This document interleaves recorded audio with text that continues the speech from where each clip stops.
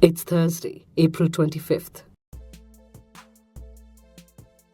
The second Belt and Road Forum in Beijing starting today will see heads of state and government from 37 countries attending. For the uninitiated, China's Belt and Road Initiative, BRI, is an ambitious 21st century Silk Road project that aims to build trade and infrastructure networks of land and sea routes linking Asia, Africa, and Europe. But China isn't limiting the Belt and Road Initiative's reach to land and sea routes. It is building a new Silk Road in space as well. How so? By creating a global satellite navigation system to rival the American GPS or Global Positioning System. China's Beidou satellite navigation system aims to eventually replace the GPS satellite network. As per a 2016 white paper on China's space activities, China aims to get the Belt and Road Initiative partners or subscriber countries to sign on to Beidou. It says, with sustained efforts in building the Beidou global system, we plan to start providing basic services to countries along the Silk Road economic belt and 21st century maritime Silk Road in 2018. Form a network consisting of 35 satellites for global services by 2020 and provide all clients with more accurate and more reliable services through advancing the ground-based and satellite-based augmentation systems in an integrated way. Reports say makers of semiconductors, electric vehicles and airplanes are modifying products to also connect with Beidou in order to keep doing business in the second biggest economy. The South China Morning Post reports that at present, the Beidou navigation system cannot match GPS in terms of positioning accuracy. Beidou's accuracy is to within 10 meters globally and 5 meters in the Asia-Pacific region, while the positioning accuracy of GPS is 30 centimeters. But with more satellites in its network, the Beidou system is expected to improve, and it ultimately aims to have positioning accuracy to within 10 centimeters for military use. The Wall Street Journal reports that as per the China Satellite Navigation Management Office, though Beijing is spending an estimated $25 billion putting the satellites into orbit, the total market for satellite services in telecommunications and other sectors should be worth around $60 billion within the next few years. How does India compare? India has its own regional navigation satellite system called NAVIC, which offers coverage over the Indian subcontinent. It is widely believed that the impetus for this Indian Space Research Organization project came when during the Kargil War in 1999, the US denied India vital satellite information via GPS.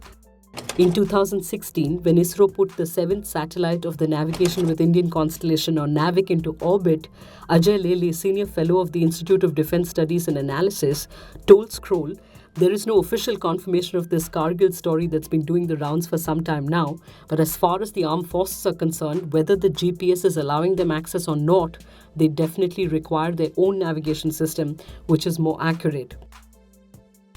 What makes the Indian navigation system different is that it is meant only for domestic use and self-reliance in navigational and positioning capabilities, unlike China.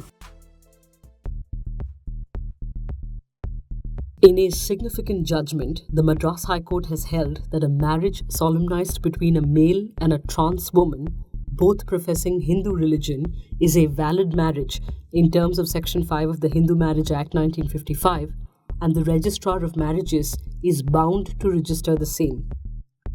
Petitioners Arun Kumar and Srija, a transgender woman, moved the Madras High Court after officials refused to register their marriage in October last year.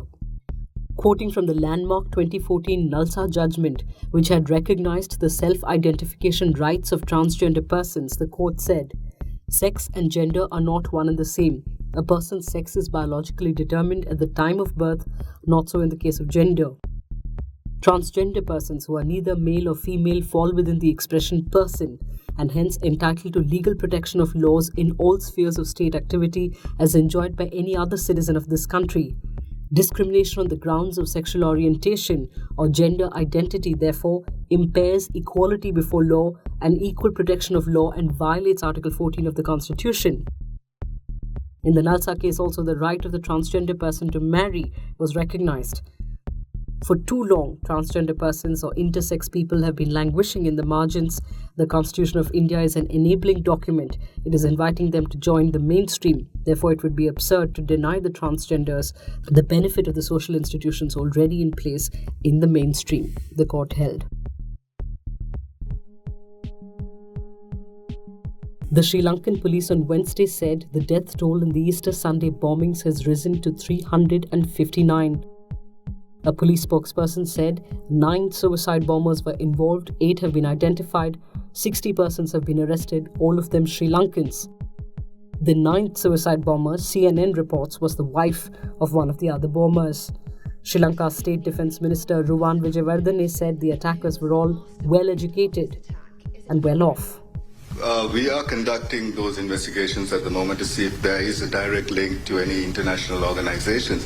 Right now, the IS has claimed responsibility, but I can say it's through ideology and maybe funding, but on the funding part, we are conducting investigations to find out whether there was direct funding. But what also I can say is that this group of some of the suicide bombers, most of them are well educated and come from maybe middle or upper middle class. So they are financially quite independent and quite, their families are quite stable financially. So that is a worrying factor in this, because some of them have, I think, studied in various other countries. They hold degrees, some LLMs, there's quite well-educated people.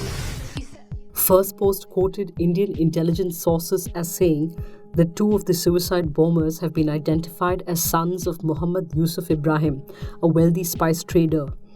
The 2 men, the report claims, blew themselves up at the Cinnamon Grand and Shangri-La hotels. Meanwhile, Sri Lankan Prime Minister Ranil Wickremesinghe has warned of the possibility of more attacks. He said some people with explosives were still on the run. Reacting to a statement by a Sri Lankan minister that the initial probe points to this attack as being in retaliation to the Christchurch shootings, New Zealand's Prime Minister Jacinda Ardern said her government did not have any such intelligence input. And finally, Netflix and chill may have become Netflix and cool it a little too much. According to a SurveyMonkey Wall Street Journal study, 1 in 4 people said they'd turn down being intimate in favor of binge watching a favorite show. Of 1,018 to 38-year-old respondents interviewed, 36% said they preferred catching up with action on screen to that off screen, while 86% considered binge watching as quality time spent together. So, are TV shows the new mood kill? There's something to talk about today, till you meet us tomorrow. Love your morning fix? Help support our journalism. Subscribe to Scroll Plus using the link in the description.